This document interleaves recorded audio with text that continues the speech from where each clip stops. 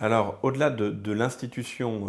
Grande Mosquée de Paris, qui participe d'ailleurs un petit peu comme ces pèlerinages de guerre, hein, d'une marque de reconnaissance de la République envers les soldats musulmans, c'est la même logique, hein, c'est une personnalité en particulier qui va jouer un rôle absolument central dans cette organisation française du Hajj, qui est Sikadour Ben Gabrit, qui est un Algérien d'origine, qui a été le chef du protocole du sultan du Maroc au moment du protectorat et qui est également à cette époque le président de la Société des Habous des lieux saints qui a été créée justement pendant la Première Guerre mondiale au moment où la France cherche à acquérir une hôtellerie à la Mecque pour les pèlerins de l'Empire.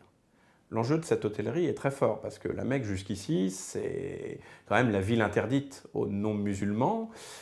c'est souvent un lieu de fantasme, et avec l'acquisition de cette hôtellerie, qui possède également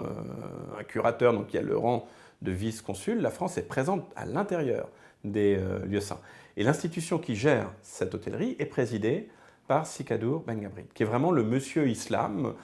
j'ai presque envie de dire, depuis les années 1910 jusqu'aux années 1950, et qui joue un rôle central de conseiller hein, pour les affaires musulmanes, surtout pendant la Troisième République, un petit peu moins pendant la Quatrième, mais qu'on va retrouver fréquemment, donc associé à l'organisation de tous ces pèlerinages français. C'est lui qui régulièrement est conseillé par rapport à ce qu'il faut faire évoluer la réglementation. C'est lui qui est présent très souvent lors des cérémonies de départ des pèlerins, que ce soit en métropole, mais aussi au Maghreb. Il va lui-même faire des missions au Proche-Orient. C'est vraiment